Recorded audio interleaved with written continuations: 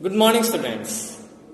आज हम पढ़ेंगे work taken up under the scheme. Last lecture में सोशल ऑडिट और जो कमिटीज जो कि कंप्लेंट्स रिड्रेस करती है यानी कंप्लेंट्स को सुनती है उसके ऊपर एक्शंस लेती है under the national rural employment guarantee scheme. Okay, आज हम पढ़ेंगे work taken up under the scheme. Okay, कौन कौन से वर्क इस स्कीम के तहत किए जाते हैं। सबसे पहले आता है augmentation and conservation of water resources. Water resources को कंजर्व करने के लिए जो जो चीजें करनी पड़ती है, रिजर्वायर कंस्ट्रक्ट करना, कैनाल्स बनाना, इस टाइप के काम इस स्कीम के अंडर आते हैं। इसके साथ साथ afforestation, plantation programmes to prevent drought condition. जो एफॉरेस्ट्रेशन प्रोसेस यानी कि जितने ज्यादा पेड़ पौधे उगाना, इस प्रोसेस को एफॉरेस्ट्रेशन, ऐसे प्लांटेशन ग्रोइंग प्रोग्राम्स इसके अंडर आते हैं ताकि सूखा की कंडीशन यानी ड्रॉट की कंडीशन ना हो। कैनाल्स बनाए जाते हैं छोटे बड़े मीडियम, जिससे कि इरिगेशन प्रोजेक्ट्स यानी कि गांव में जो इरिगेशन पर्पस के लिए जो यूज किया जाए इसके लिए कैनाल्स बनाते हैं।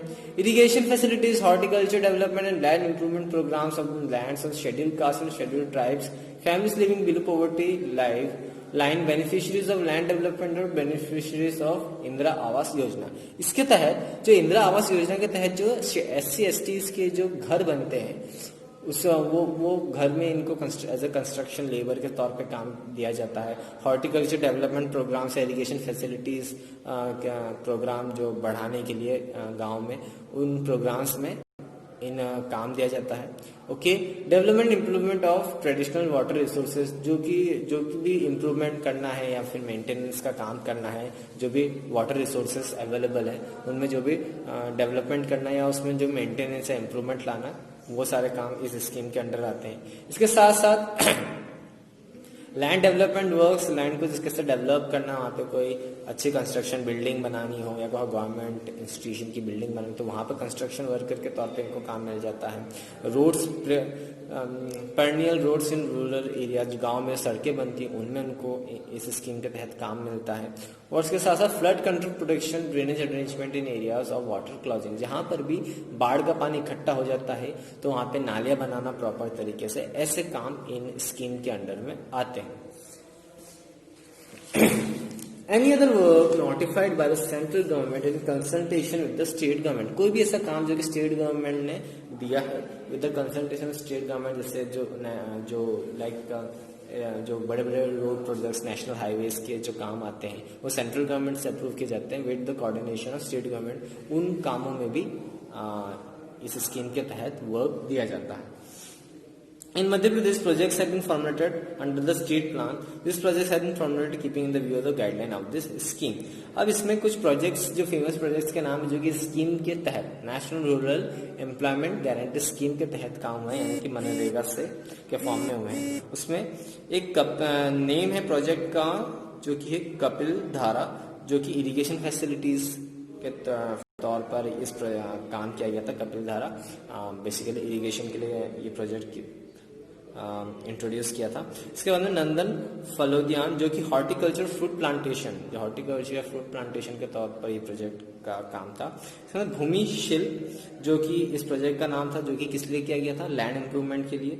सिल्क सब प्लान, ये प्लांटेशन फॉर्म का प्रोजेक्ट था। फिर निर्मल वाटिका, ये भी प्लांटेशन प्रोजेक्ट था। इसके साथ मीनाक्षी, ये इरिगेशन प्रोजेक्ट था। ओके, ये सब स्कीम्स थी various national rural employment guarantee act के तहत, ये स्कीम्स के तहत ये काम किए गए थे। उसके साथ कम्युनिटी डेवलपमेंट के लिए वाटर हार्वेस्टिंग, वाटर रिसोर्सेज, जिसको कि साहिल पर्ण नाम का प्रोजेक्ट था, जो कि वाटर हार्वेस्टिंग और वाटर रिसोर्सेज को बिल्ड करने के लिए ये प्रोजेक्ट था। इसके साथ में वन्य सब प्लान, ये प्लांटेशन के लिए प्रोजेक्ट था। शस्त्र धारा, जो कि कंस्ट्रक्शन ऑफ कैनाल्स, इस प्रोजेक्ट के तहत कैनाल्स बनाए गए थे। निर्मल नीर, irrigation. Construction chain on stream, ये भी इरिगेशन प्रोजेक्ट था। ओके, ये कुछ प्रोजेक्ट्स के एग्जांपल जो कि नेशनल रूरल एम्प्लॉयमेंट स्कीम के तहत ये पूरे किए गए। Okay, now importance of national rural employment scheme. इस स्कीम के तहत, नेशनल रूरल एम्प्लॉयमेंट स्कीम के तहत क्या इंपॉर्टेंस है इसकी। ओके, सबसे पहले ये हेल्प करती है it helps in solving the problems of poverty, unemployment and starvation in rural areas. गांव में जहां पर ऐसे पीपल जो कि बहुत ज़्यादा गरीब हैं, जिनके पास काम नहीं है या जिनको खाने तक कि जिनको परेशानी, उनकी प्रॉब्लम सॉल्व हो जाती है इस स्कीम के तहत। इसके साथ साथ ये गांव से माइग्रेशन जो हो रहे हैं अर्बन एरियाज में उसको रोकती है, क्योंकि अगर गांव में काम मिल जाता है तो ऑब्वियसली बात है वो सिटीज में नहीं जाएंगे।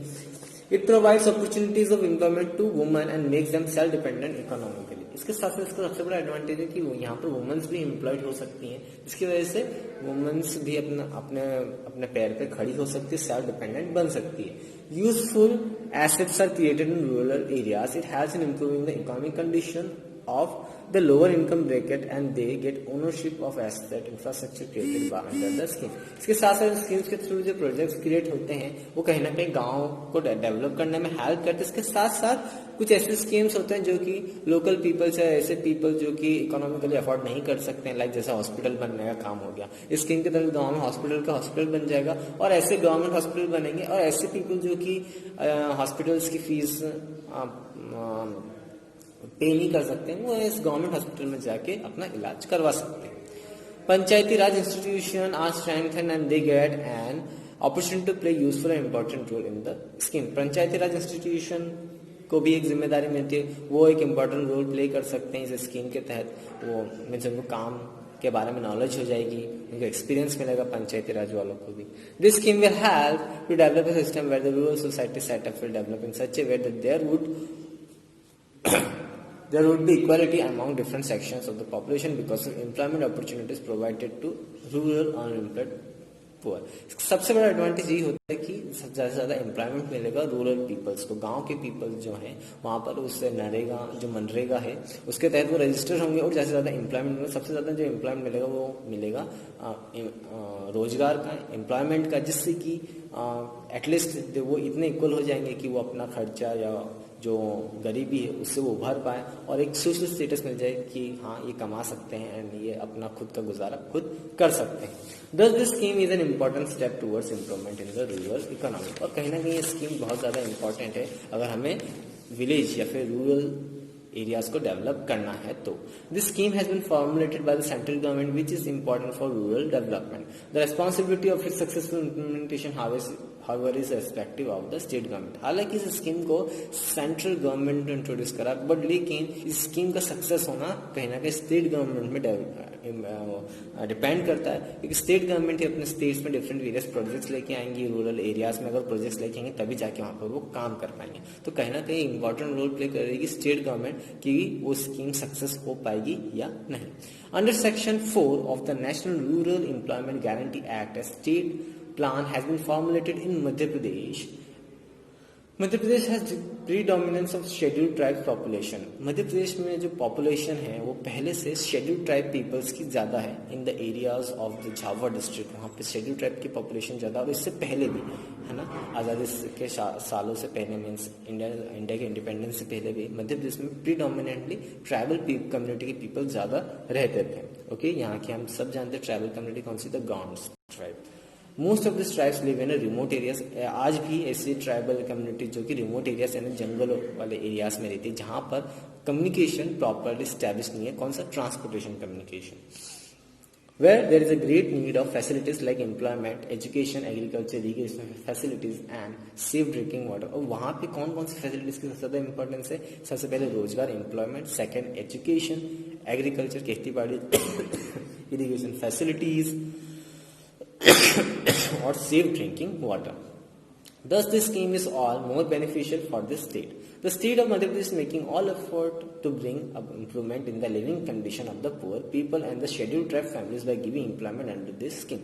और मध्य प्रदेश गवर्नमेंट की सरकार काफ़ी कोशिश कर रही है ताकि जो पुअर पीपल है और जो शेड्यूल्ड ट्राइब के स्पेशली जो पीपल्स हैं वहाँ पर उनका डेवलप भी किया जाए और उनको एम्प्लॉयमेंट भी दिया जाए। ओके, आज के लिए इतना ही। यहाँ पर आपका चैप्टर भी कंप्लीट होता है। नेक्स्ट लेक्चर में इसका आगे कंटिन्यू करेंगे।